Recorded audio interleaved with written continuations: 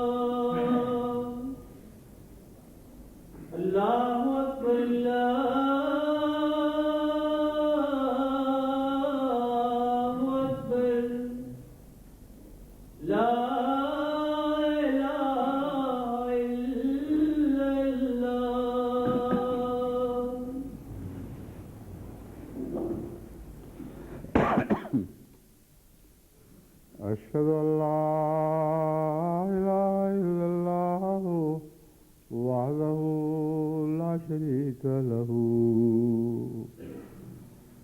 وأشهد أن محمدا عبده ورسوله أما بعد فأعوذ بالله من الشيطان الرجيم بسم الله الرحمن الرحيم الحمد لله رب العالمين الرحمن الرحيم مالك يوم الدين إياك نعبد وإياك نستعين اهدنا الصراط المستقيم صراط الذين أنعمت عليهم غير المغضوب عليهم ولا الضالين.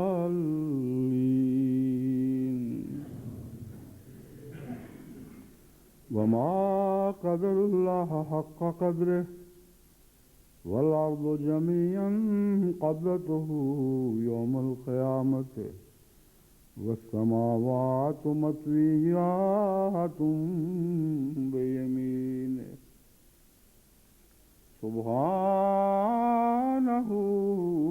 وتعالى عما يشركون. ونفخ في الصور فصعق من في السماوات ومن في الأرض إلا من شاء الله ثم نفخ فيه أخرى فإذا هم قيام ينظرون فإذا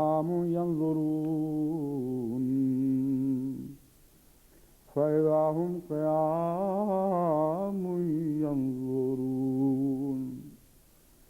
وأشرقت الأرض بنور ربها ووضع الكتاب وجيء بالنبيين والشهداء وقضي بينهم بالحق وهم لا يظلمون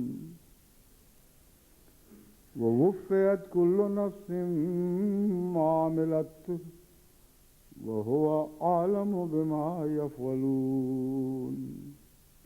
سورہ زمر آیات 68 تا 71. یہ آیات جن کی میں نے آپ کے سامنے تلاوت کی ہے، ان کا عنوان اس پہلی آیت کا یہ پہلا ٹکڑا ہے، وما قدر اللہ حق قدرہ. وائے حسرت انسانوں پر کہ وہ اللہ کی قدر نہیں کرتے جیسا کہ اللہ کی قدر کرنی چاہیے. اور اگلا مضمون جو ہے وہ قدر کے ان پہلوؤں کی طرف اشارہ کر رہا ہے جن میں بنی نوع انسان اکثر غافل ہیں اور اللہ کی قدر نہیں کرتے. والارض جمیعا قبضتہ یوم القیامت. خدا وہ ہے جس کی طرف سب کو لوٹ کر جانا ہے. کائنات کی کوئی چیز بھی ایسی نہیں ہے جو اس کے قبضہ قدرت سے باہر ہے.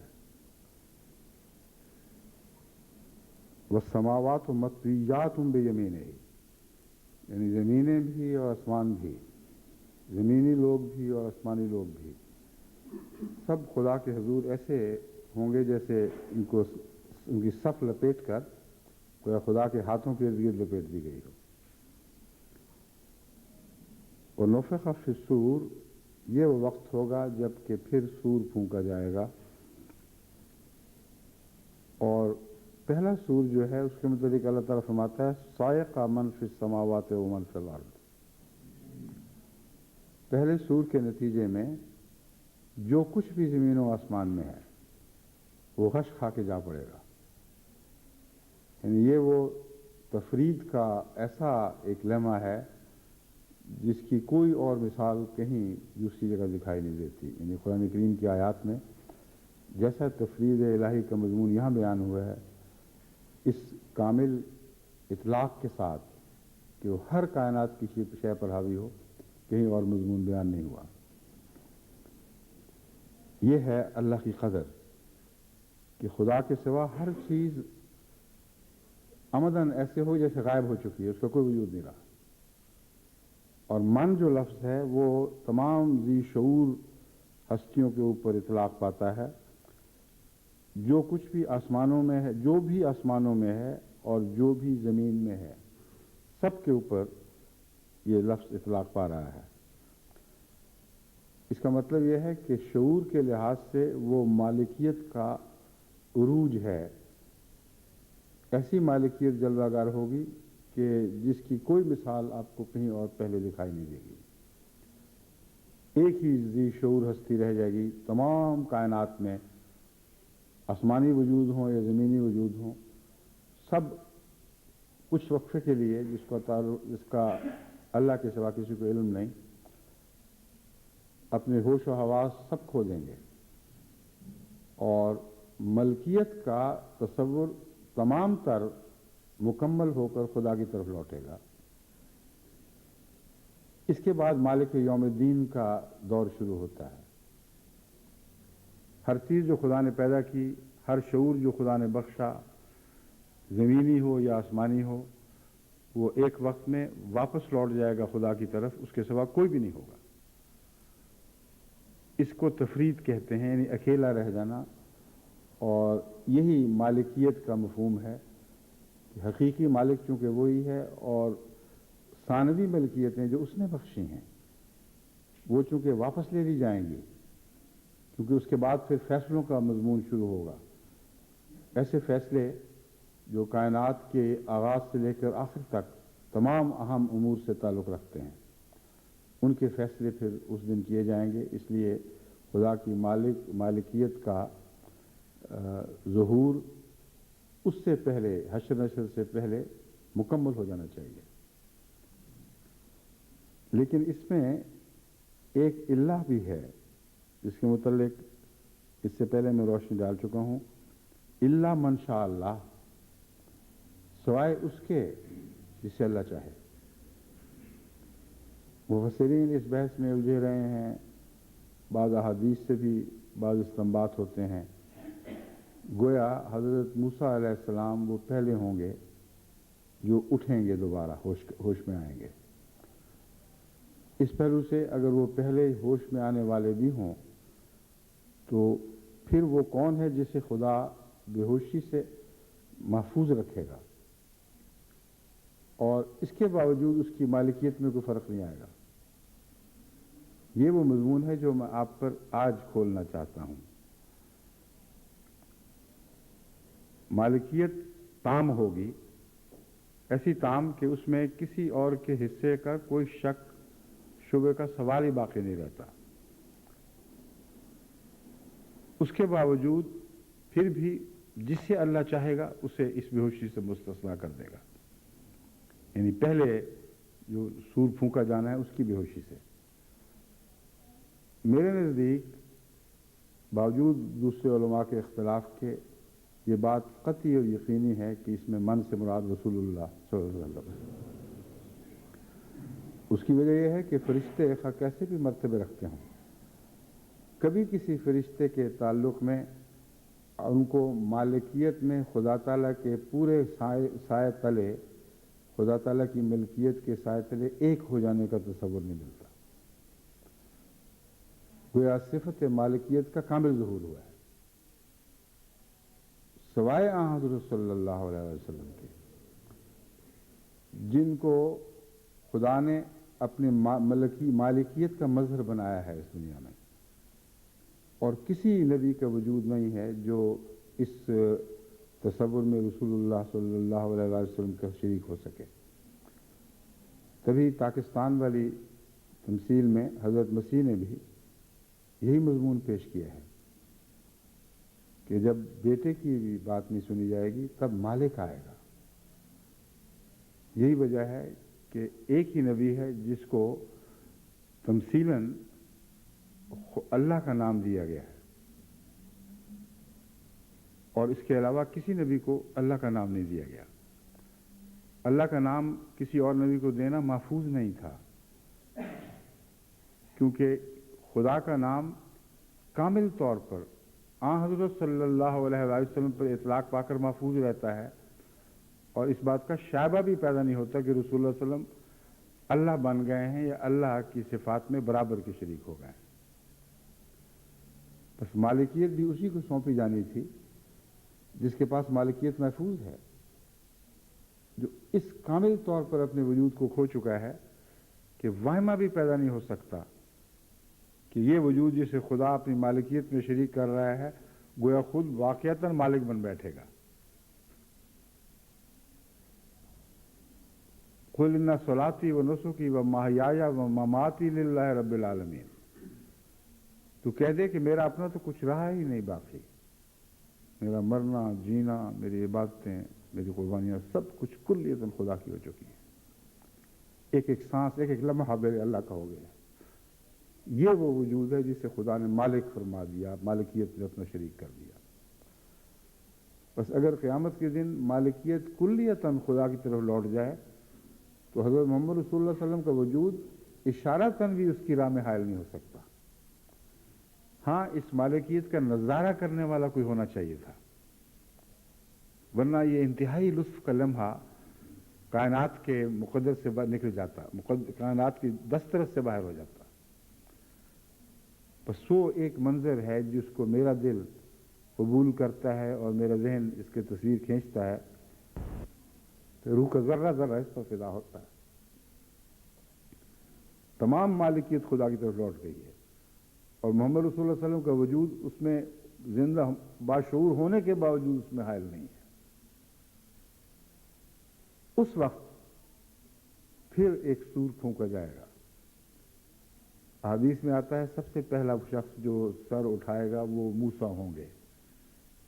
تو اس کو دیکھنے والا بھی تو کوئی تھا، یعنی خدا تعالیٰ نے محمد رسول اللہ علیہ وسلم کو میرے نزدیک پہلے کامل ہوش میں رکھا تھا۔ آپ گویا یہ نظارہ کر رہے ہیں کہ سب سے پہلے کون رسول سر اٹھاتا ہے تو وہ حضرت موسیٰ ہیں۔ سب سے پہلے میں علماء رسول اللہ صلی اللہ علیہ وسلم کو اس طرح نکال دیتے ہیں کہ گویا آپ بھی تمام میں شامل تھے، اور اس کے باوجود موسیٰ کو پہلے ہوش ہے، رسول اللہ صلی اللہ علیہ وسلم کو نہیں آئی۔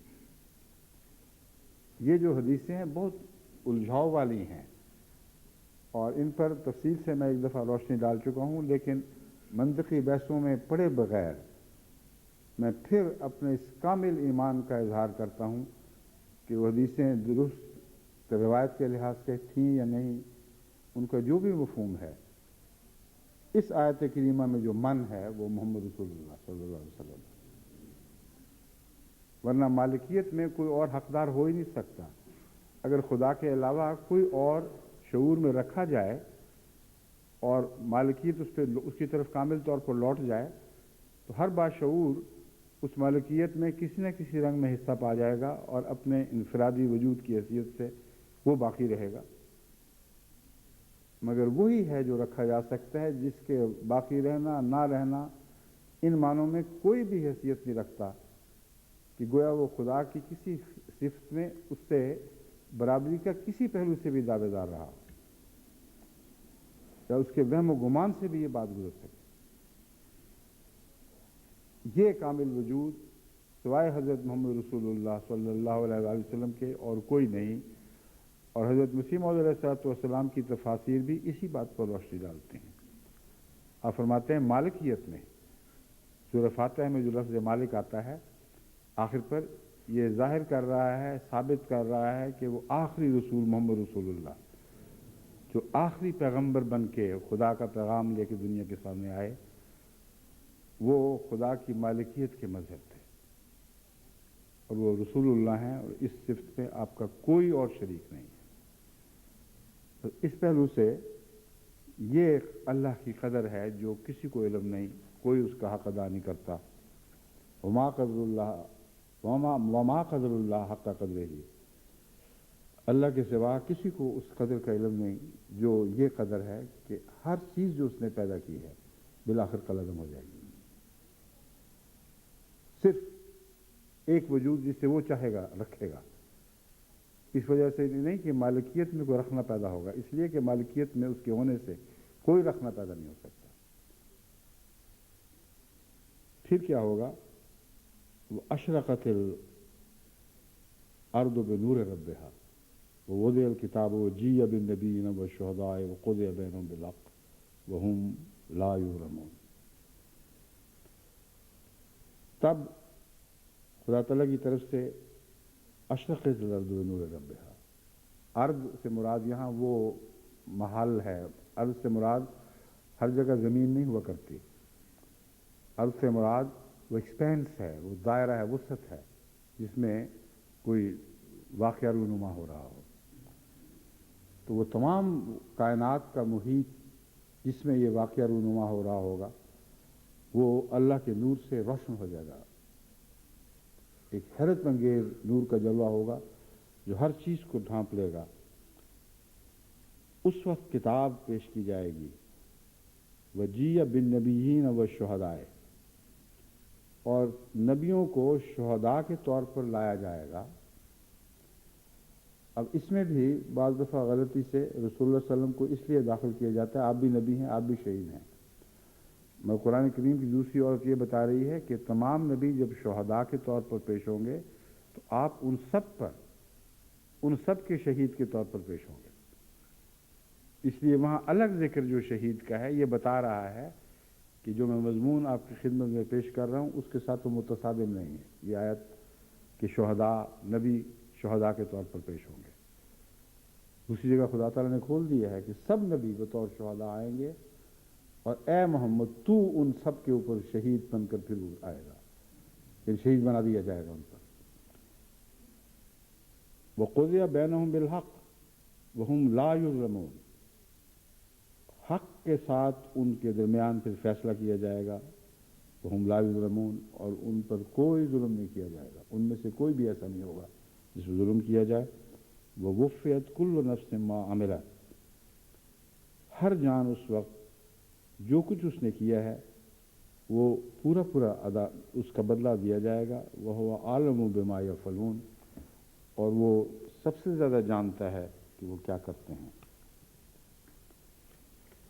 اس آیت کا تعلق محض اس المناک وفات سے نہیں ہے جو حضرت ہمارے پیارے بھائی آفتاب احمد خان کی وفات سے ہمیں صدمہ پہنچا ہے۔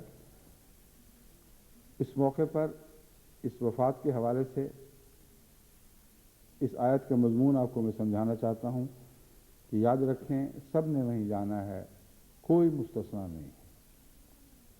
یاد رکھیں کہ وہی ایک ہے جو باقی رہنے والا ہے، وہی ہے جو باقی رہے گا، باقی سب ثانوی وجود ان کی یہاں تک کہ اپنے نفس کا احساس تک سب کچھ مٹ جانے والا ہے۔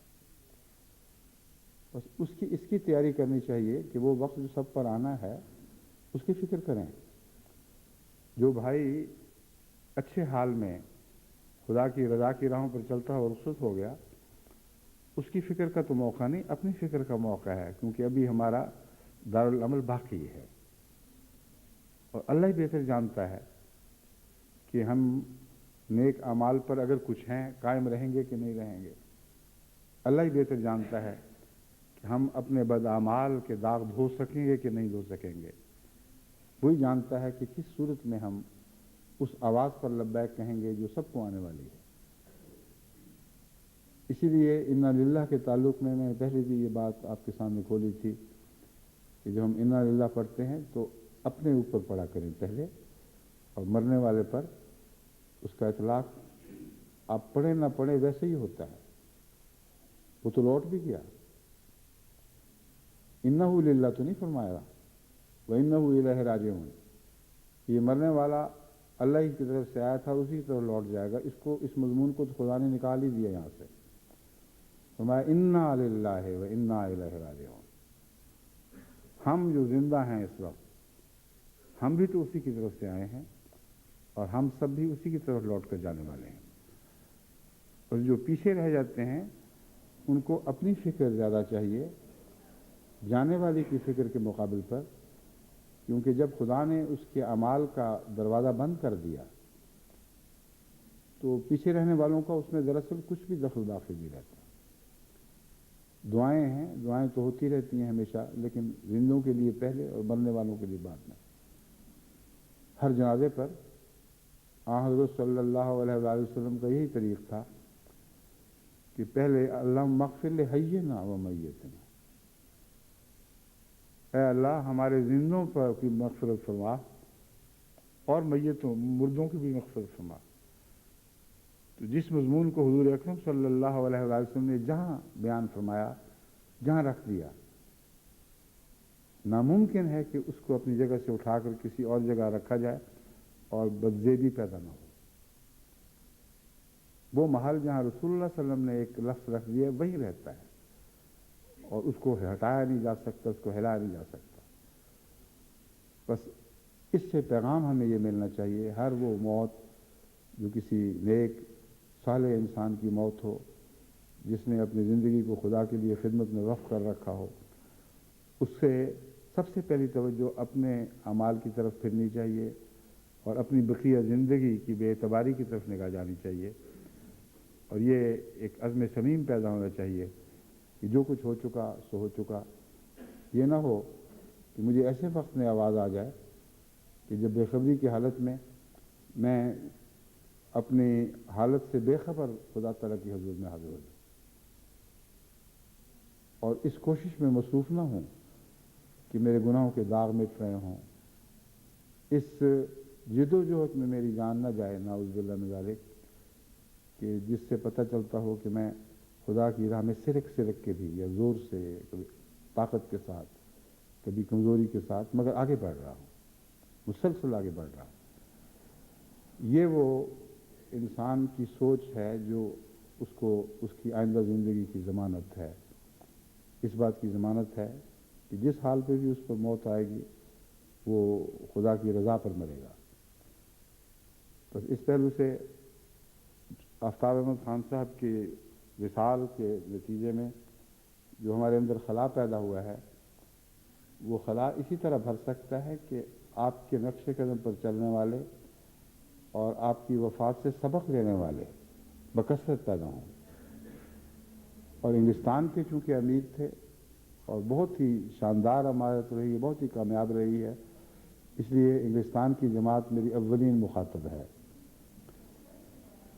یہ تو ہمیں وہم پیدا ہو ہی نہیں سکتا کہ کسی کے چلے جانے سے خدا کے کام بند ہو سکتے، ناممکن ہے۔ ہاں، کسی کے چلے جانے سے اس کے نقوش قدم پر چلنے والے اگر نئے پیدا ہو جائیں تو وہ اس کا وصال کام آگے بڑھانے والا تو بنتا ہے، کام کو پیچھے دھکیلنے والا نہیں بنتا۔ اور یہی وہ شعر ہے جو ایک عربی شاعر نے کہا، جو خود زندہ جاوید ہے، وَإِذَا مِنَّا وَإِذَا سَيِّدٌ مِنَّا خَلَا قَامَ سَيِّدٌ قَوْلٌ لِمَا قَالَ الْكِرَامُ فَعُولُ۔ ہم تو ایک زندہ قوم ہیں، ہم میں ایک کسی بڑے آدمی کے مرنے سے قوم نہیں مرا کرتی۔ ہمارا تو یہ حال ہے کہ اذا سید منا خلا، جب ایک سردار عظیم الشان خوبیوں کا مالک ہم میں سے نکل جاتا ہے، گزر جاتا ہے، قام سید، ایک اور سردار اٹھ کھڑا ہوتا ہے۔ قول لما قال الکرام، جو معزز لوگ کہا کرتے تھے ویسی ہی باتیں وہ بھی کہتا ہے، فعولو، اور اسی طرح عمل کرنے والا ہے۔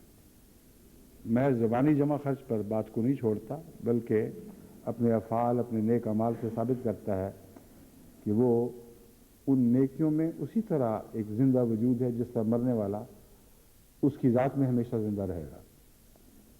تو جب ہم کہتے ہیں وہ زندہ رہے اور ہمیشہ زندہ رہے تو مراد یہی ہوتی ہے کہ اپنے پیچھے ایسے وجود چھوڑ جائے جن میں ہو کر پھر وہ زندہ رہے، اور ایک سے زیادہ ہوتے چلے جائیں بجائے کم ہونے کے۔ یہ تصور دنیا میں بھی پایا جاتا ہے، مگر ایک بھیانک صورت میں، سچی حقیقی صورت میں، جو بھیانک نہیں بلکہ بہت ہی دلربا ہے، وہ اسلام ہی میں پایا جاتا ہے۔ یہ تصور کہانیوں میں ذکر ملتا ہے ایک ہائیڈرا ہیڈڈ جن کا، ایک ایسے بھوت کا جس کے ایک سے زیادہ سر تھے، اور جتنے سر کاٹتے تھے اتنے ہی زیادہ اگتے چلے جاتے تھے، اور ناممکن تھا کہ اس کو ختم کیا جا سکے۔ یہ تصور پرانے زمانے کی کہانیوں میں ملتا ہے، مگر ایک حقیقت پر مبنی ہے، محض ایک وہم نہیں، محض ایک کہانی نہیں۔ ہائیڈرا ایک ایسا جانور ہے جو واقعتاً یہ صفات رکھتا ہے۔ اس کے سر کو اگر کاٹا جائے تو وہ کٹا ہوا سر اپنے نیچے سے ایک اور وجود پیدا کر کے سارا جسم مکمل کر لیتا ہے، اور کٹا ہوا جسم ایک سر نکال کر ایک اور وجود مکمل کر لیتا ہے۔ عجیب جانور ہے کہ جس کو کاٹ کر ختم نہیں کیا جا سکتا۔ جسم اپنا سر پیدا کر لے گا، سر اپنا جسم پیدا کر لے گا۔ بس اس قسم کے واقعات پرانے زمانوں میں سائنسدانوں نے مشاہدہ کیا۔ اس زمانے کے سائنسدان بھی بہت غور کرنے والے لوگ تھے، بڑے بڑے فلسفی تھے، انہوں نے ہائیڈرا کا یہ حال دیکھا ہوگا، اس سے یہ کہانیاں بن گئیں۔ کوئی جن بھوت ہے جو جس کو جتنا اس کو کاٹو وہ اور بڑھتا چلا جاتا ہے۔ مگر اسلام میں جو یہ تصور ہے یہ نیکی کی ترویج سے تعلق رکھتا ہے، اور اس مضمون سے تعلق رکھتا ہے کہ خدا کے سوا کوئی بھی ایک نہیں ہے، اور اللہ قائم رہتا ہے، اور اگر اللہ قائم رہے تو اس سے تعلق رکھنے والے بھی قائم رہا کرتے ہیں ان معنوں میں۔ بس اگر خدا سے تعلق جوڑے رکھو گے تو تم نیک معنوں میں وہ ہائیڈرا بن جاؤ گے جس کا ایک سر جدا ہو تو دوسرا سر بھی اگاتا ہے، اور ایک اور جسم بھی نکل آتا ہے اس سر کے نیچے سے، تو بڑھتا ہے، کم نہیں ہو سکتا۔ بس وہ لوگ جو اپنے بڑوں بزرگوں نیکوں کی وفات کے اوپر یہ عزم لے کر زندہ رہتے ہیں کہ ہم نے ان نیکیوں کو نہیں مرنے دینا، جس خدا نے اس وجود کو نیکیاں بخشی تھیں، ہم اسی سے اپنا تعلق بڑھائیں گے، اور اس تعلق کے نتیجے میں ہمارے اندر کمزوری پیدا ہونے کی بجائے پہلے سے بڑھ کر تقویت آئے گی۔ جو روحانی مذہبی قومیں اس رات کو سمجھ لیں، ان کے اوپر کبھی موت نہیں آ سکتی، ناممکن ہے کہ وہ ختم ہو جائے، ہمیشہ بڑھتی چلی جائے گی۔ لیکن بدنصیبی ہے کہ مذہبی قوموں میں اکثر اپنی زندگی کو کسی موت پر آگے بڑھانے کی بجائے ماضی کی موتوں کی طرف دھکیل دیا جاتا ہے۔ وہ قومیں مردہ لوگوں کے ساتھ زندہ ہونے لگ جاتی ہیں، ان معنوں میں نہیں کہ ان کی خوبیوں کو لے کر خود ان نیکیوں کو آگے بڑھائیں، بلکہ مردوں کے تصور سے اپنے آپ کو ایسا باندھ دیتی ہیں کہ گویا ہماری زندگی ان کی زندگی تک تھی، اور اب بھی اگر ہم زندہ ہیں تو ان کے واسطے سے زندہ ہیں، خوبیوں سے نہیں، ان کی عطاؤں سے زندہ ہیں۔ بس جتنے بھی بزرگ ہیں جن کی قبروں کے سجدے کیے جاتے ہیں، جتنے بھی داتا ہیں جن سے مرادیں مانگی جاتی ہیں، یہ سارے اس برعکس صورت کا مظہر ہیں کہ قوم اپنی زندگی ماضی میں حوالے کر کے ایک مردہ جسم کو آگے دھکیلتی چلی جاتی ہے، جو کتنا مختلف مضمون ہے اس مضمون سے جو قرآن کریم آپ کے سامنے رکھتا ہے کہ اللہ کی ذات کے ساتھ تعلق رکھو اور بڑھتے چلے جاؤ، ایک کامل وجود سے دوسرے وجود پیدا ہوں۔ بار بار میں اس مضمون کو آپ کے سامنے رکھتا ہوں اور حضرت صلی اللہ علیہ وسلم کے حوالے سے رکھتا ہوں۔ محمد رسول اللہ والذین معہ اشداء علی الکفار رحماء بینہم، محمد رسول اللہ ہیں اور اکیلے نہیں رہنے والے۔ والذین معہ، والذین معہ پہلے کہاں تھے جو ان کے ساتھ؟ جو کوئی بھی نہیں تھا، اکیلے تھے، لیکن آپ اٹھے تو آپ کے ساتھ جو لوگ اٹھے وہ آپ نے اٹھائے ہیں۔ جو معیت والے خوش نصیب یہاں مذکور ہیں وہ معیت محمد رسول اللہ نے خود ان کو عطا کی، اور آپ کی بدولت، آپ کی قوت قدسیہ سے وہ لوگ زندہ ہو کر آپ کے ساتھ شامل ہونے لگے۔ بس یہاں وہ ہائیڈرا کا برعکس مضمون ہے جس کا میں نے ذکر کیا تھا کہ مومنوں میں سے اگر ایک سردار پیدا ہوتا ہے تو وہ کم نہیں ہو سکتا کیونکہ وہ خود پھیلتا چلا جاتا ہے، اور یہ مضمون ایک فرق رکھتا ہے ہائیڈرا کے ساتھ۔ ہائیڈرا میں اس کا بڑھنا اس کی موت سے لازماً وابستہ ہے، مگر مومن کی نشو و نما موت سے پہلے یقینی طور پر ہو کر اس بات کو ناممکن بناتی ہے کہ ان کا سردار مر جائے تو قوم بھی ساتھ مر جائے۔ اپنے جانے سے پہلے اپنی زیر تربیت اپنے پروں کے نیچے پلے ہوئے لوگوں کو وہ وجود چھوڑ جاتا ہے۔ تبھی خدا تعالیٰ نے محمد رسول اللہ صلی اللہ علیہ وسلم کے اسوہ کے ساتھ آپ کے صحابہ کو اسوہ کا ذکر فرمایا۔ یہ تو مراد نہیں تھی کہ رسول اللہ صلی اللہ علیہ وسلم کے موجود ہوتے ہوئے کسی اور اسوے پر نظر پڑ سکتی تھی، وہ تو مٹے ہوئے اسوے نظر آتے تھے، وہ ایسے تھے جو جیسے سورج کے سامنے شمعیں بجھ چکی ہوں۔ کون تھا جو اس وقت حضرت ابو بکر کے اسوے کی تلاش کیا کرتا تھا؟ کون تھا جو عمر اور عثمان اور علی کے اسووں کے پیچھے بھاگتا تھا؟ ایک ہی تھا، محمد رسول اللہ صلی اللہ علیہ وسلم، جن کا اسوہ تھا، اور باقی سب اسوے اس کے سامنے مٹے ہوئے تھے۔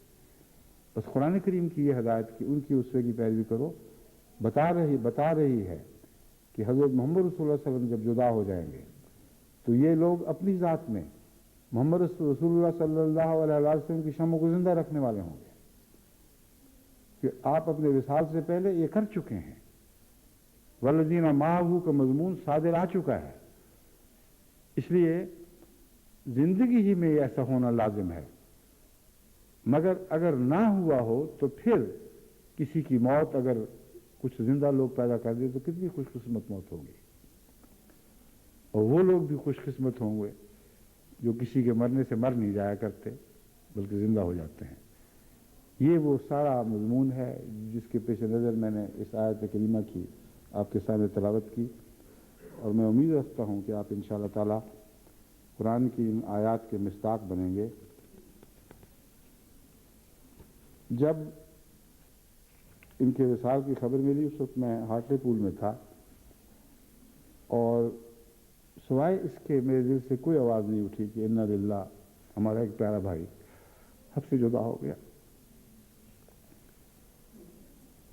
میں نے پرائیویٹ سیکرٹری سے کہا کہ تذکرے کا مطالعہ کرو، مجھے بتاؤ یہ جو اچانک سا واقعہ ہوا ہے عجیب، کیا اشارتاً کسی جگہ ذکر ملتا ہے الہام میں، حضرت صلی اللہ علیہ وسلم کے الہام میں؟ تو ایک ایسا الہام انہوں نے نکالا ہے جو میں یہ نہیں کہتا کہ لازماً اس واقعہ پر اطلاق پاتا ہے، مگر مشابہ بہت ہے۔ حضرت مسیح علیہ السلام فرماتے ہیں، یہ ذکر حبیب میں مفتی صاحب کی روایت ہے، حضرت مفتی صاحب کی رضی اللہ تعالیٰ عنہ کی، فرمایا تھوڑی سی غنودگی کے ساتھ الہام ہوا، انا للہ، ہمارا بھائی اس دنیا سے چل دیا۔ اور یہ وہ خبر ہے جس پر حضرت وسلم فرما رہے ہیں مصداق ذہن میں نہیں آیا۔ حالانکہ اکثر الہامات جو اشارتاً بھی ہوتے رہے ہیں، مثلا پل ٹوٹ گئے یا دو شہتیر ٹوٹ گئے، شیطان تذبحان ہے، ہر جگہ حضرت مسیح علیہ السلام نے ایک توجیہ پیش فرمائی ہے، ایک تعبیر بیان کی ہے کہ میرے نزدیک یہ وہ امکانی طور پر مصداق ہیں اس الہام کے۔ میں نے اپنے صحابہ میں سے بعض کے نام لیے، بعض جگہ یقینی مگر بعض جگہ امکانی طور پر فرمایا۔ یہ وہ الہام ہے جو خاموش پڑا ہوا ہے آج تک تذکرے میں، کیونکہ حضرت مسیح صلی اللہ علیہ وسلم نے اس کے بعد اور کچھ نہیں فرمایا، اور کسی صحابی نے پھر اس کی کوئی اور توجیہ کر کے کسی پر اطلاق نہیں کیا۔ اور چونکہ یہ فقرہ ویسا ہی تھا جیسا کہ بے اختیار میرے منہ سے نکلا، جو الہام نہیں تھا مگر ایک دل کا بے ساختہ اظہار تھا، اس کے سوا میں کچھ کہہ نہیں سکتا تھا، تو یہ پڑھ کر مجھے بہت تعجب ہوا اور دل کو ایک سکینت بھی نصیب ہوئی کہ اللہ تعالیٰ اپنے بندوں پر دور تک نظر رکھتا ہے، اور بعض ایسے الہامات جو بظاہر بے عنوان ہوں یہ خدا کے بہت سے بندوں پر اطلاق پائیں گے اور پاتے چلے جائیں گے۔ بس یہ بھی میں نہیں کہتا کہ آفتاب خان صاحب ہی ہیں جو اکیلے باقاعدہ مراد تھے، یہ تو ایک بہت بڑا دعویٰ ہے کہ حضرت مسیح علیہ السلام کو تو نعوذ باللہ سمجھ نہیں آئی مگر مجھے آ گئی، مگر میری مراد صرف اتنی ہے کہ حضرت مسیح علیہ السلام کو خدا کی طرف سے ایک معین شخص بتا کر نہ سمجھانا یہ ایک حکمت رکھتا ہے کہ ایسے کئی پاک وجود اس دنیا سے رخصت ہوتے رہیں گے جن کے وصال کی خبر سے بے ساختہ مومنوں کے دل سے یہ آواز اٹھے گی، انا للہ، ہمارا بھائی اس دنیا سے چل دیا۔ بس ایک بھائی چل دیا، مگر دعا کریں کہ کثرت سے ایسے اور بھائی پیدا ہوتے رہیں۔ آپ کے ذکر خیر میں کچھ باتیں بیان کرنا چاہتا ہوں تاکہ آپ کی نیکیوں سے باقی لوگوں کو بھی نصیحت ہو اور وہ ویسا بننے کی کوشش کریں۔ مختصراً آپ کے حالات زندگی یہ ہیں کہ 24 ستمبر 1924 کو آپ محترم خان ثناء اللہ خان صاحب اور محترمہ امت المجید صاحبہ کے ہاں پیدا ہوئے۔ آپ کے نانا مکرم شیخ محمد صاحب صحابی تھے، اور آفتاب خان صاحب مجھے بتایا کرتے تھے کہ مولوی محمد حسین صاحب بٹالوی آپ کے آباء و اجداد میں سے کسی طرف سے ہیں۔ بس اندھیروں سے دن نکلنے کا جو مضمون ہے وہ اس پر بھی چشمہ پاتا ہے۔ محمد حسین صاحب بٹالوی کی اول تو ان کا اپنا ایک بیٹا سعید حضرت مسیح علیہ السلام پر ایمان لا کر، اور اپنے بیٹے تھے یا نواسے تھے، نواسے تھے، اپنے نانا کے کذب پر مہر تصدیق ثبت کر گیا، یعنی کذب پر بھی ایک تصدیق ہوا کرتی ہے، اور بڑے کھلم کھلا اعلان کیا کرتے تھے کہ میرا نانا جھوٹا نکلا، مسیح موعود سچے تھے۔ تو اب حضرت مسیح موعود علیہ السلام کی محمد حسین صاحب بٹالوی کی اولاد میں سے تصدیق کرنے والے اور اول درجے پر خدمت کا مقام حاصل کرنے والوں میں ایک ہمارے آفتاب خان صاحب بھی بنتے ہیں۔ آپ کے نانا شیخ محمد صاحب تھے، گورنمنٹ کالج لاہور سے آپ نے تاریخ میں ایم اے کیا بڑے ہو کر، میں مختصر بتا رہا ہوں۔ آپ کی والدہ بھی ایک صحابی کی اولاد تھیں غالباً، درست ہے؟ یہ کسی کو یاد نہیں؟ مجھ پر یہ تاثر ہے کہ آپ کی والدہ بھی ایک صحابی کی اولاد تھیں۔ 45 سے 47 تک گارڈن کالج راولپنڈی میں پڑھاتے رہے، گورنمنٹ کالج میں تعلیم حاصل کی، وہاں سے ایم اے کیا ہے آپ نے، اس کے بعد گورنمنٹ کالج راولپنڈی میں پڑھایا، پھر 47 میں انکم ٹیکس افسر لاہور مقرر ہوئے، پھر 1948 میں فارن سروس آف پاکستان میں آئے ہیں پہلی بار، اور 48 سے 79 تک سیاسی مبصر اور سفیر کے طور پر پاکستان کی خدمت کرتے رہے۔ اس سلسلے میں Washington, new York, Jakarta, London, Delhi, Italy وغیرہ وغیرہ، اور یوگوسلاویہ، یہ لکھا تو نہیں ہوا لیکن مجھے یاد ہے آپ یوگوسلاویہ میں بھی بڑی خدمت سر انجام دیتے رہے ہیں۔ یہ آپ کی جو پروفیشنل زندگی ہے ایک بیوروکریٹ کے طور پر، اس کا یہ خلاصہ ہے۔ 1949 میں یورپین یو این او کی میٹنگ میں، یورپ میں پڑھا جا رہا تھا، یہ تو بنتا ہی نہیں بات، یو این او کی میٹنگ میں شمولیت کی، جبکہ چودھری ظفر اللہ خان صاحب رضی اللہ تعالیٰ عنہ وزیر خارجہ تھے۔ مسئلہ کشمیر، لیبیا، ٹیونس، موراکو اور الجیریا کے مسائل پیش کیے گئے، جن میں آپ کو پاکستان کی طرف سے نمائندگی، یعنی بیوروکریٹک لیول پر نمائندگی اور خدمت کی توفیق ملے۔ وزارت خارجہ میں ڈائریکٹر جنرل کے طور پر بھی آپ کی پوسٹنگ رہی۔ اٹلی اور یوگوسلاویہ میں پاکستان کے سفیر تھے، اور جماعتی خدمات کا جہاں تک تعلق ہے، پہلی بار آپ کو 1981 میں جلسہ سالانہ ربوہ میں تقاریر کا انگریزی ترجمہ پیش کرنے کا موقع ملا۔ یہ وہ ابتدائی تجربہ تھا جو خدا تعالیٰ نے میرے ذریعے کروایا، اور مجھے نہیں پتا تھا کہ آئندہ خدا تعالیٰ مجھ سے اس ذہن نہج میں کام لینا چاہتا ہے، اس لیے مجھے یہ خیال آیا۔ حضرت خلیفۃ المسیح ثالث کے زمانے میں آخری 2-3 سال کے اندر بہت اصرار کے بعد میں نے یہ نظام شروع کیا کہ کیسٹس کی صورت میں حضرت خلیفۃ المسیح کے خطبات افریقہ اور دوسرے ایسے ممالک میں جہاں پاکستانی سمجھنے والے موجود ہیں پھیلائے جائیں، اور کیسٹس کی ترسیل کا سلسلہ اس وقت شروع ہو گیا تھا۔ اس وقت تک جو باہر سے آنے والے مہمان تھے ان کے لیے جلسہ سالانہ میں ساتھ ساتھ جاری تقریر کا ترجمہ کرنے کا رواج نہیں تھا۔ کچھ لوگ بیٹھے ہوتے تھے ساتھ، وہ کچھ بتا دیا کرتے تھے، مگر اکثر تو بیچارے بت بن کر محض ادب میں جلسے پر حاضر رہا کرتے تھے۔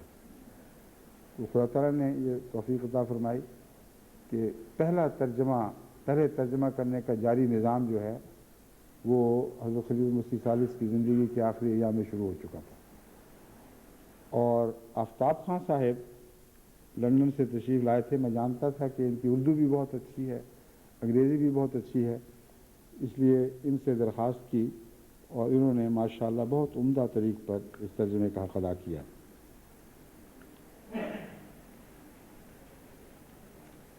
مختلف وقتوں میں مختلف کمیٹیوں میں قرآن کریم کے جو ترجمے کی ریویژن کا سلسلہ چلا تھا، میں نے اپنے ساتھ ایک کمیٹی بنائی ہوئی تھی، اس میں بھی یہ شامل رہے، اور قضاء کے صدر قضاء بورڈ کے طور پر بھی کام کرتے رہے۔ 1986 میں پہلی بار امیر یو کے مقرر ہوئے۔ جب امیر مقرر ہوئے ہیں تو جہاں تک ان کی نیکی اور تقویٰ کا تعلق تھا، ایک ذرے کا بھی مجھے کبھی شک نہیں پڑا، لیکن جہاں تک ان کی بیوروکریٹک تربیت کا تعلق تھا، اس کے پیش نظر مجھے لازماً ساتھ ساتھ چلنا پڑتا تھا، اور یہ بھی جانتے تھے کہ نظام جماعت کو چلانا اور چیز ہے، اور بیوروکریٹ ہو کر ایک بہترین مثال قائم کرنا ایک اور بات ہے۔ حکومت کی ملازمتیں، دنیا کی اعلیٰ تعلیمات کے باوجود، ایک شخص کی نیکی کے باوجود اسے جماعتی خدمات کے لحاظ سے پوری طرح سیکل نہیں کر سکتے۔ یہ قصہ ہی اور ہے۔ انہی لوگوں کو یہ طریقہ آتا ہے جو بچپن سے خدام الاحمدیہ، اطفال الاحمدیہ، انصار اللہ، ان کی تنظیموں سے جو توئی کام کرنے والی تنظیمیں ہیں، ان سے گزرے ہوں، ان کو پتہ ہو کہ توئی کام لینا ہوتا کیا ہے۔ ایک بیوروکراٹ نے تو جب حکم دے دیا، وہ حکم ہو گیا، کام چل پڑا، خواہ کوئی دل سے قبول کرے یا نہ کرے۔ مگر نظام جماعت میں دلوں کو ساتھ لے کر چلنا، یہ راز ہے نظام جماعت کی کامیابی کا۔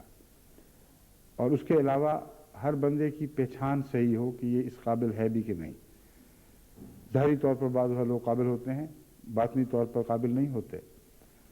تو اس پہلو سے ان کو میں نے سمجھایا کہ جہاں تک ممکن ہے جو اہم فیصلے ہیں ان میں مجھ سے بات کر لیا کریں۔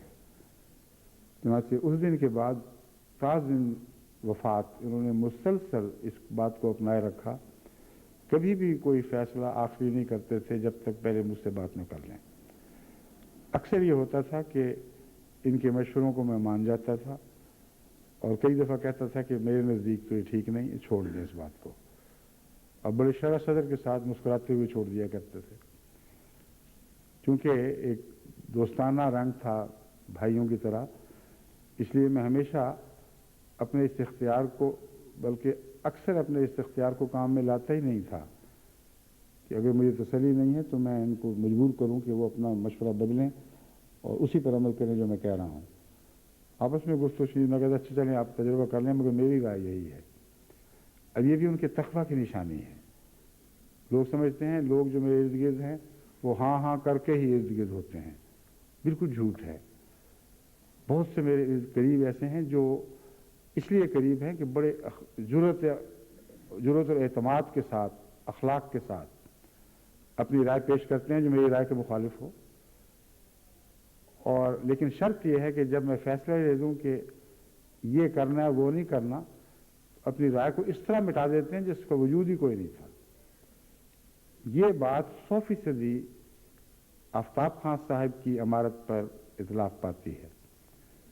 چنانچہ بسا اوقات یہ ایسا بھی ہوا کہ انہوں نے کہا جی میرے نزدیک فلاں فلاں جو دوست ہیں وہ فلاں کام بہترین کر سکتے ہیں، اور ساتھ معذرت کے ساتھ کہتے تھے مجھے پتہ ہے آپ کو اتفاق نہیں، میں جانتا ہوں آپ کو اختلاف ہے، مگر مجھے یقین ہے۔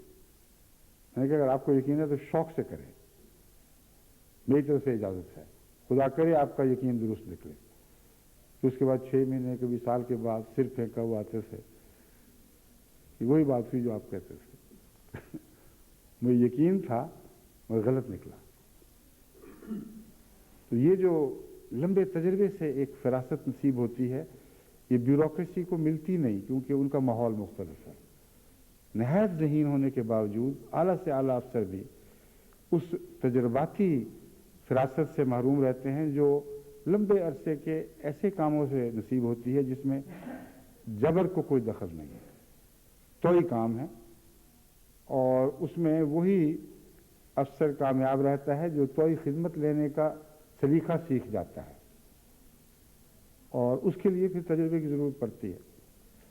مجلس شورا کے موقع پر اور کیسے مواقع پر کئی دفعہ بعض غلطیاں بھی ہو جاتی تھیں، مگر فوراً اس کی تصحیح فرماتے تھے جب بھی میں ان کو کہتا تھا۔ یہاں تک کہ ایک ایسا وقت آیا جب بالکل سیٹل ہو گئے، اور اس جلسے کے بعد ایک موقع پر مجھ سے کہا کہ اب تو دیکھیں سب کچھ ٹھیک ہو گیا۔ اس مجلس شورا کے بعد بھی یہی بات کی، وہ یہ بتانا چاہتے تھے کہ جس طرح آپ نے مجھے تیار کیا میں پوری طرح تیار ہو گیا، لیکن جب تیار ہوئے تو اللہ نے واپس بلا لیا۔ اس کی رضا پر ہم راضی ہیں، اور بھی ایسے ہمیں عطا کر دے گا، لیکن خلا جو چھوڑا ہے وہ بہت بڑا ہے، معمولی خلا نہیں، کیونکہ جماعتی کاموں کے علاوہ جو جماعتی دائرے سے تعلق رکھتے ہیں، میں نے ان سے بیرونی تعلقات میں بہت کام لیے ہیں، کیونکہ بحیثیت ایک نہایت ذہین، کامیاب اور شریف النفس بیوروکریٹ کے ان کا تعلق اپنے ماتحتوں سے بھی بہت گہرا تھا اور اپنے افسران سے بھی بہت گہرا تھا، اور ارد گرد جو بھی ان سے رابطے میں آئے ان سے بھی تعلقات ہو جاتے تھے، اور بیوروکریسی سے نکلنے کے بعد میرے علم میں کوئی ایسا شخص نہیں جس کے تعلقات اس درجہ گہرا اثر انداز ہوئے ہوں ان لوگوں پر جن سے کبھی خدمتوں کے گورنمنٹ کی خدمت کے دوران راستے پڑے تھے۔ لوگ تو اس وقت سر جھکاتے ہیں کسی کے افسر کے سامنے جب اس کی افسری ختم ہوئی تو ان کا سر بھی اٹھ کھڑا ہوتا ہے، لیکن ماتحتوں کا بھی یہی حال ہے، ان کے سامنے ان کی اطاعت کے جذبے بڑے اخلاص سے قبول کرتے، جب بات ختم ہوئی تو ان کو کوئی چھوٹا سا بھی کام کیا مجال ہے جو وہ سن لیں، میں تم اپنی جگہ ہم اپنی جگہ، اب ہم آزاد ہیں۔ ان کے حسن خلق سے کبھی کوئی آزاد نہیں ہوا، اور یہ حسن خلق کی قیمت ہے، کی قدر ہے جو آپ کو کرنی چاہیے، کیونکہ بیوروکریسی کی وجہ سے ان کا رسوخ نہیں تھا، حسن خلق کی وجہ سے تھا۔ اس لیے کبھی بھی کسی افسر کے ساتھ کبھی رابطہ ہوا ہے تو جب بھی اس سے کوئی کام پیش آیا اس نے بڑی محبت سے ان کے تقاضوں کو پورا کیا ہے۔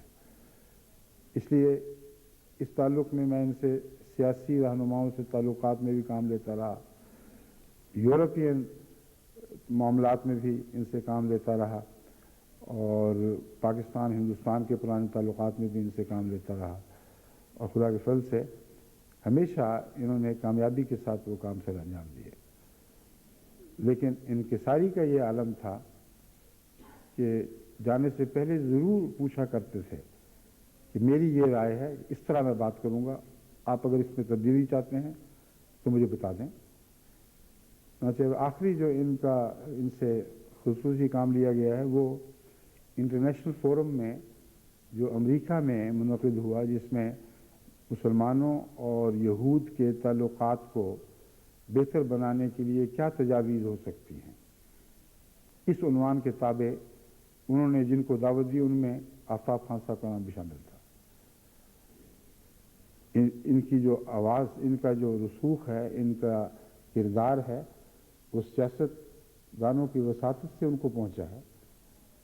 بہت سے امریکہ یا کینیڈا یا یورپ کے لوگ ہیں کیونکہ اس تعلق میں آپ کے بہت قریب رہے، ان میں اس سے کسی نے ان کو نام بھیجا ہے کہ اس کو بھی شامل کرنا چاہیے۔ میں تو مجھ سے ذکر کیا کہ مجھے تو کوئی دلچسپی نہیں ہے، مگر اگر آپ سمجھتے ہیں کہ مفید ہے جماعت کے لیے تو میں چلا جاتا ہوں۔ میں نے کہا ٹھیک ہے آپ ضرور جائیں، اور آپ کو تو اس مضمون پر کافی عبور ہے۔ انہوں نے کہا میں گلف کرائسس بھی پڑھ چکا ہوں، سنا بھی ہوا ہے، اور بھی آپ کو جانتا ہوں، آپ کے خیالات کو ان موضوعات پہ، تو میں تیاری کر لوں گا، فکر نہیں۔ جانے سے پہلے جو نماز کے بعد مجھے دفتر تک چھوڑنے گئے تو کہا کہ مجھے ابھی تسلی نہیں ہو رہی، میرا دل چاہتا ہے آپ مجھے دوبارہ خود بتائیں کہ کیا کرنا چاہیے۔ اس پر جو میں نے ان کو بات بتائی تو چمک اٹھے، انہوں نے کہا یہ میرے دماغ میں نہیں تھی پہلے، اس سے تو سارے مضمون کا رخ ہی بدل گیا ہے، اب میں اسی طرح پیش کروں گا۔ اور واپس آ کر اتنا خوش تھے، کہتے تھے ساری مجلس میں اسرائیل کے نمائندے بھی تھے، مقامی یہودی بھی، مسلمانوں کے ممالک کے نمائندے ہر قسم کے، مگر سب سے زیادہ میری تقریر کو سراہا گیا، اور لوگ بعد میں دوڑ کر آ کے مجھ سے ملتے رہے اور گرم جوشی سے دو ہاتھوں سے مسافے کیے، اور اسرائیل کے نمائندے نے معذرت کی کھڑے ہو کر کہ مجھ سے جو اپنی تقریر میں گستاخانہ باتیں ہو گئی ہیں رسول اللہ صلی اللہ علیہ وسلم کے متعلق یا دوسرے، میں معذرت کرتا ہوں، میری غلطی تھی، اور اس مقرر نے آفتاب خان نے مجھے درست کیا ہے۔ اور بعد میں پھر بھری مجلس میں وہ معافی مانگنے کے لیے پھر آیا۔ تو یہ اللہ تعالیٰ کی طرف سے آپ کی فراست تھی، جو بات سمجھتے تھے اسے پیش کرنے کا سلیقہ جانتے تھے، بہترین انگریزی بولتے تھے، اس پر عبور تھا، مگر ساتھ انکسار تھا۔ اور واپس آ کر خوشی سے، جس کا انسان ایک چیز میں ابلتے ہوئے بلبلے پیدا ہوتے ہیں، اس طرح آپ ہنستے جاتے تھے اور خوش تھے، کہتے خدا نے دیکھو کیسا عمدہ موقع دیا، اگر میں نہ جاتا اور جس رنگ میں آپ نے اسرائیل کی بات چھیڑنے کا کہا تھا نہ چھیڑتا تو وہ اس گستاخ کو کسی نے درست نہیں کرنا تھا، اور ایسی بدتمیزی کی بات کر گیا تھا ایک کہ اس کے نتیجے میں سب پر یہ تاثر پڑنا تھا کہ نعوذ باللہ من ذالک رسول اللہ صلی اللہ علیہ وسلم یہود کے معاملے میں ظالم تھے۔ لیکن جس رنگ میں نے بات کی اور کھڑے ہو کر احتجاج کا حق استعمال کیا اور کھول کر ان کو بتایا کہ بالکل جھوٹ ہے۔ کہتے صرف ایک بات میں حیران ہوں کہ ہمیں تو تجربہ تھا مولویوں کا، لیکن میں سوچ بھی نہیں سکتا تھا کہ اسرائیلی یہودی، اسرائیل کا نمائندہ اتنی جلدی اپنا موقف بدل لے گا۔ یہ بھی کہتے ہیں میرے لیے نیا تجربہ تھا۔ میرے دلائل کو سنا اور سر تسلیم خم کیا، اٹھ کر سب کے سامنے معذرت کی، اپنی غلطی پر معافی مانگی کہ میں نے رسول اللہ صلی اللہ علیہ وسلم کی خلاف گستاخی کر کے دل آزاری کا کام کیا ہے اور ناجائز کام کیا ہے، یہ بات درست نہیں ہے جو میں نے کہی تھی۔ بس یہ اللہ تعالیٰ پھر ایسے لوگوں کی مدد بھی فرماتا ہے، مخلصین کی۔ اور جس جذبے سے آپ نے رسول اللہ صلی اللہ علیہ وسلم کا دفاع کیا تھا، یقین ہے آسمان سے وہ طاقت اتری ہے جس نے اس کے دل پہ روب ڈالا ہے۔ اور ساری مجلس اس بات پر متفق تھی کہ یہی وہ تقریر جو سب سے اعلیٰ، سب سے عمدہ تھی۔ تو کامیابی کی اس نوٹ پر، اس آخری لہر پر آپ کا وصال ہوا ہے۔ جملہ فرائض کو جو بھی سپرد کیے گئے بڑی کامیابی سے سر انجام دیا، اور ان فرائض کی سر انجام دہی کے بعد ہمیشہ جب لوٹتے تھے تو بلا شبہ یہ کہا کرتے تھے کہ اس میں میری قابلیت کا کوئی دخل نہیں، میں نے نشان دیکھے ہیں پورے ہوتے، اللہ کی مدد اترتی دیکھی ہے، اور چونکہ دین کا کام تھا اس لیے خدا تعالیٰ نے اس کو قبول فرما لیا۔ یہی ان کا طریقہ بیان تھا جو امریکہ سے واپس آ کر تھا۔ اور جیسا کہ واقعات ثابت کرتے ہیں، واقعتاً خدا کی طرف سے نصرت اترے بغیر اتنی بڑی تبدیلی نہیں ہو سکتی۔ اسرائیل کا نمائندہ یہودی مسلمانوں کے مقابل پر رسول اللہ صلی اللہ علیہ وسلم کے متعلق بات کہہ کے معافیاں مانگے، ساری مجلس میں معافی مانگے، اور پھر یہ ظاہر کرنے کے لیے کہ میں واقعتاً مطمئن ہو گیا ہوں کہ یہ ٹھیک کہہ رہے ہیں، مجلس کے اختتام کے بعد فوراً اٹھا ہے اور تیزی کے ساتھ آفتاب خان صاحب کی طرف لپکا، مصافحہ کیا اور کہا مجھے پھر معافی مانگتا ہوں، مجھے معاف کرتے ہیں۔ تو یہ روب اور نصرت کا جو ہے یہ خدا تعالیٰ اپنے پاک بندوں کو عطا کیا کرتا ہے، ان کے اخلاص کی قدر کے ساتھ عطا کرتا ہے۔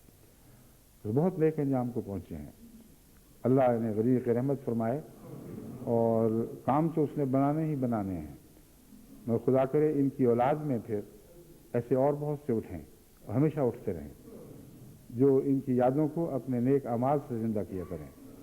اللہ تعالی ہم سب کو ان کی سب نیکیوں کو اپنانے اور زندہ رکھنے کی توفیق عطا فرمائے۔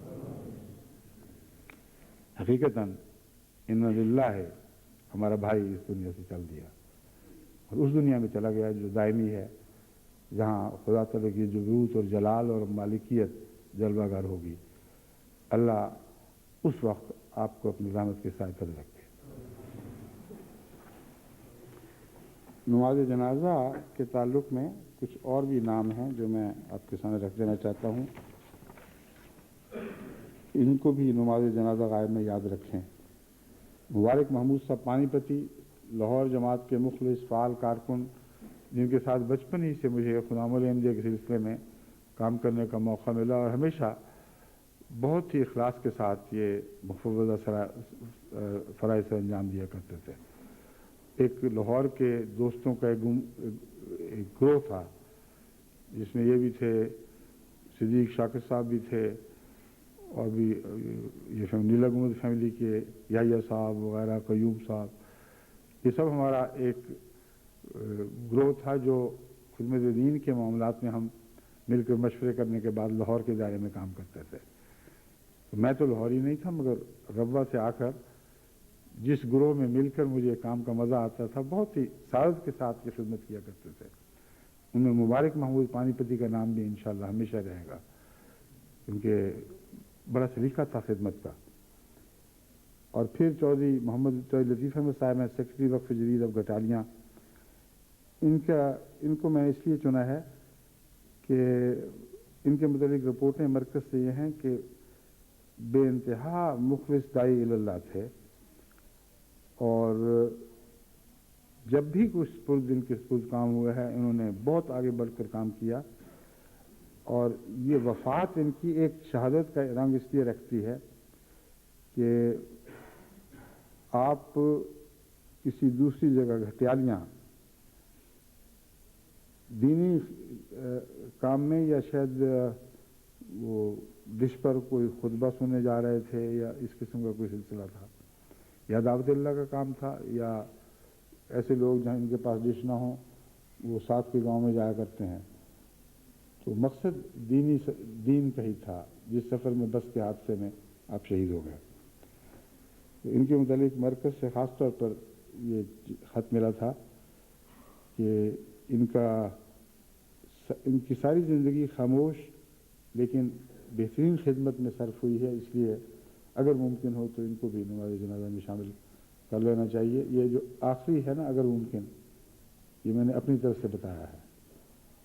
زبان یہ بول رہی تھی لیکن چونکہ میں نے منع کیا ہوا ہے کہ نام نہ لیں اس لیے یہ کہا نہیں مجھے. لیکن سارا خط یہ بتا رہا تھا کہ سمجھ جائیں ہماری بات اور اس بھائی کو بھی شامل کر لو. تو چنانچہ میں نے اسی وقت لبیک کہا. عالم بی بی صاحبہ اہلیہ چودھری فضل الدین صاحب اب گسیت پورہ، یہ فضل الہی سب عارف مربی سلسلہ کی والدہ ہے. سادہ مزاج، نیک طبیعت، دعاگو، جو مثالی بزرگ عورتیں ہمارے معاشرے میں ہوا کرتی تھیں، ابھی بھی ہیں، ان میں سے ایک تھیں. ان کو بھی شامل کر لیا گیا ہے. اور ایک آخری ایک تازہ اطلاع جو ملی ہے وہ سیدہ منیرہ ظہور، جو بہت ہی اعلیٰ پائے کی شاعرہ بھی تھیں. الفضل سے آپ کو ان کا ساتھ تعارف ہوا ہوگا. اکثر ان کے شعر الفضل میں چھپا کرتے تھے. مجھے پہلے لکھ کے بھیجا کرتی تھیں. بعض دفعہ کوئی تھوڑی سی ترمیم میں تجویز کر دیتا تھا تو خوشی سے قبول کرتی تھیں. تو ان کا اخلاص کا تعلق بھی بہت گہرا تھا. ان کو بھی میں نے اس فہرست میں شامل کر لیا ہے. بس یہ 4 غائبانہ جنازے اس ایک حاضر جنازہ کے ساتھ ہوں گے. بیٹھ چکوں ایک دو.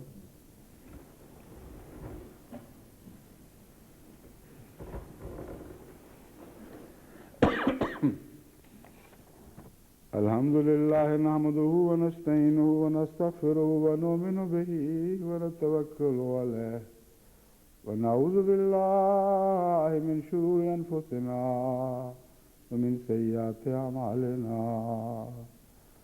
من يهده الله فلا مضل له ومن يضلله فلا هادي له. ونشهد أن لا إله إلا الله وحده لا شريك له ونشهد أن محمدا عبده ورسوله.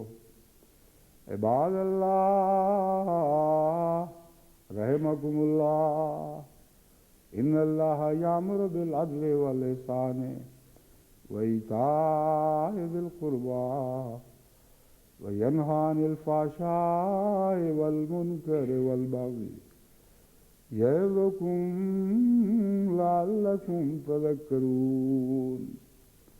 اذكروا الله يذكركم وادعوه يستجب لكم ولذكر الله أكبر. ابھی نہ کھڑے ہوں، بیٹھے ہیں.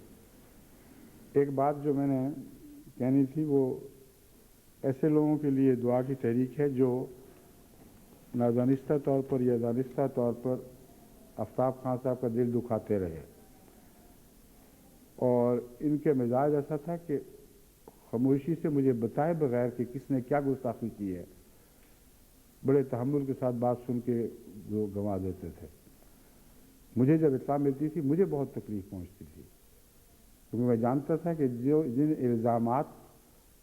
جن الزامات لگا کر آپ کے خلاف گستاخی کی، تم نے انصاف کا سلوک نہیں، تم نے فلاں نہیں کیا، ان سب میں یہ بالکل بے قصور ہوتے تھے.